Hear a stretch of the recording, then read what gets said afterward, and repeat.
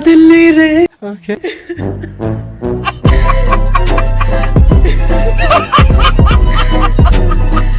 Hello friends, तमाम देखने और सुनने वालों को अस्सलाम वालेकुम। फिर से आ गए रे बाबा इधर। आज की जो वीडियो मैं आपको दिखाने जा रहा हूं, उस वीडियो को देखने के बाद ये फैसला हो जाएगा कि गाना सुनना हराम है, गाना बजाना हराम है, गाने आलाते मौसीकी जो है ये हराम है, या सिर्फ इतना हराम है कि अगर आपने गानों में शिरकिया अल्फाजों का इस्तेमाल किया तो उस हवाले से तो वो नाते भी हराम है।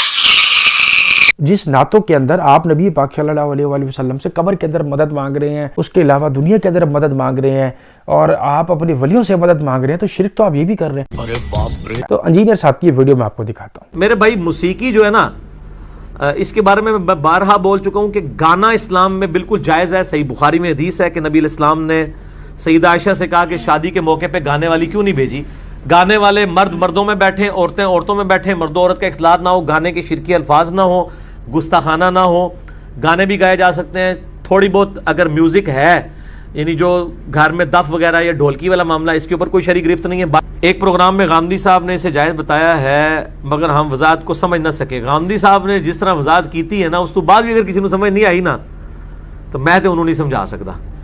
ठीक है, अब गांधी साहब के जो मुखालफीन हैं, उनकी जिम्मेदारी है कि गांधी साहब की उन वजाहतों का जवाब दें जो उन्होंने चीज़ें हाईलाइट की हैं। इस हवाले से गाना गुनगुनाने में कोई अर्ज नहीं है, बगैर म्यूजिक के गुनगुनाएं, कोई मसला नहीं है।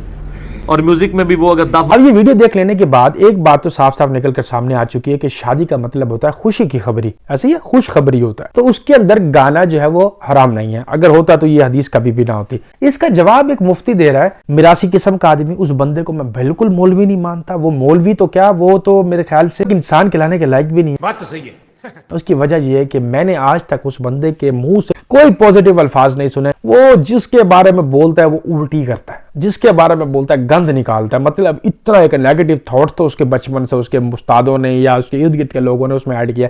तो खैर, सबसे पहले हम वो वीडियो देखते हैं कि वो इस हदीस का जो डिनाई कर रहा है या इस हदीस के अगेंस्ट कौन सी हदीस लेकर आ रहा है। मतलब आज इस्लामी बातें होने वाली है, तो समर अब्बास कौन सी इस्लामी अल्फाजों का इस्तेमाल करता है। सबसे पहले मैं आपको ये दिखाता हूं। मिर्जे से एक सवाल हुआ, म्यूजिक सुनना चाहिए? तो कहता हाँ म्यूजिक सुन सकते हैं, उसमें कोई लफ्ज गंदा हो तो वो नहीं सुन सकते, बाकी आप सब सुन सकते हैं। मैंने कहा अच्छा, आज मुझे पता चला कि ये भी म्यूजिक वालियों के घर पैदा हुआ है। यार मैं अदब की दुनिया में तो जुमले कुछ कह सकता हूं ना। अगर ये ऐसे घर में ना होता तो ये बकवास करता। और अगर उसका कोई फॉलोवर बैठा यहां, यकीन अल्लाह से करो, उसका मोबाइल अभी खोल के देख लें, बीच में से लड़कियों के गाने ना निकले तो मुझे कहना। उसकी वजह यह है जिससे वो दीन ले रहा है, उसने उसको बताया यह है कि म्यूजिक जायज है। अब उसका मोबाइल जब अगर मिर्जा का कोई फॉलोवर बैठा, आप खोल के देखें, मोबाइल खोलें, बीच में से मिर्जा भी निकलेगा और मुजरा भी निकलेगा। मिर्जा मुजरा, मैंने कहा क्या बहन भाई इकट्ठे किए हैं तो मैंने यार मोबाइल में, क्या बात है, क्या बात। अब बात समझ आ रही है आप हजरात को? ये जो वलियों के दुश्मन हैं, इनकी ये औकात है। मैंने कहा जरा इनका भी तिया पांचा एक करे ना, थोड़ा सा इनको पता चले कि हम अब बस औकात होता नहीं यार, तुम तो बस औकात उनके खिलाफ बोलते हो। तो मैंने कहा अगर उसको बचाना चाहते हो तो उसे बोलो हमारे वलियों के खिलाफ जबान बंद कर ले। हमारे तमाम वलियों को भौंकते हो और हमसे ये तवक्को करते हो कि हम नरमी बरतें। और शुक्र करो अभी हम हजरत अत्तार के मुरीद नरमी बरत रहे हैं।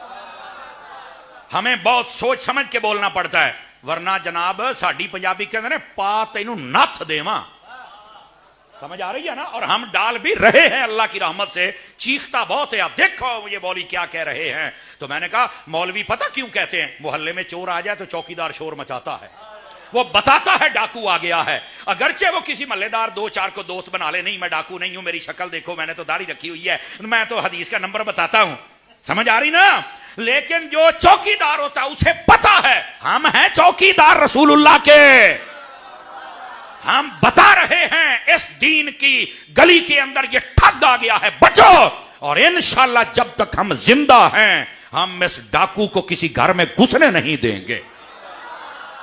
समझ आ रही है? कोई नहीं आ रही आप? और मिर्जे का को फॉलोवर बैठा, मेरी बात गौर से सुने। तू इसको अगर एक हफ्ता भी सुन के देख ले, धोबी का वो कुत्ता बनेगा, ना घर का रहेगा ना घाट का रहेगा। तवज्जो है कि कोई नहीं आप हजरात की? अगर को बैठा तो पूछ ले, उसको पता नहीं होता मैंने दरबार पे जाना है या नहीं जाना, नमाज कैसे पढ़नी है नहीं पता, कुरान कैसे पढ़ना है नहीं पता, जिक्र कैसे करना है नहीं पता। क्यों? उसने शक में ऐसा डाल दिया, घुमा दिया।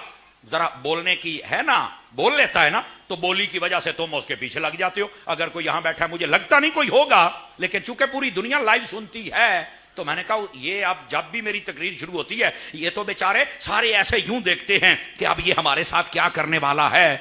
मैंने कहा अगर तुम्हारी भौंकने की जिम्मेदारी है ना, तो हमारी तुम्हारे जवाब देने की जिम्मेदारी लगाई गई है।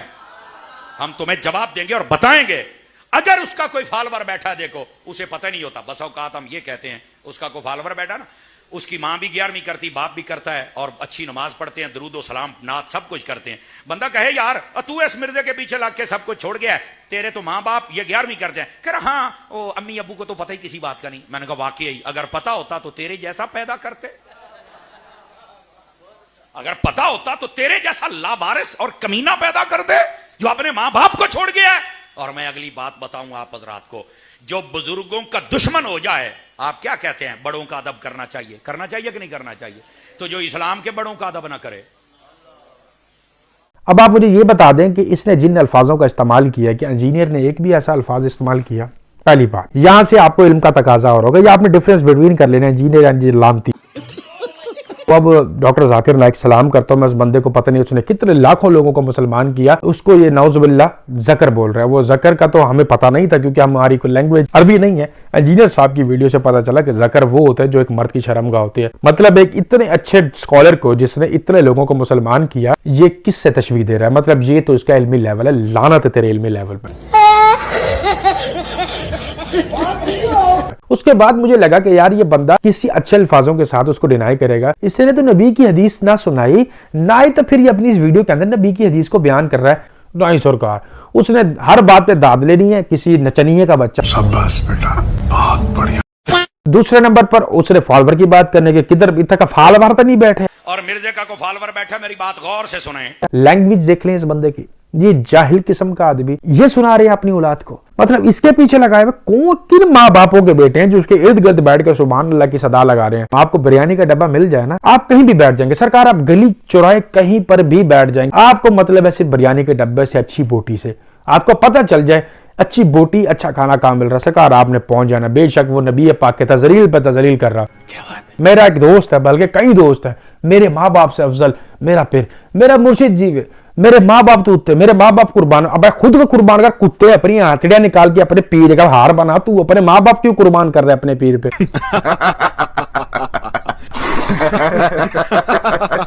मैं कहता हूं अल्हम्दुलिल्लाह मेरी औलाद, मेरे माँ बाप, मेरे बहन भाई, मेरे बीवी बच्चे, मेरा तन बदन नबी पाक सल्लल्लाहु अलैहि वसल्लम पर कुर्बान। ये है असल इस्लाम। पीर पर कुर्बान कर रहा है माँ बाप को। क्या बात है?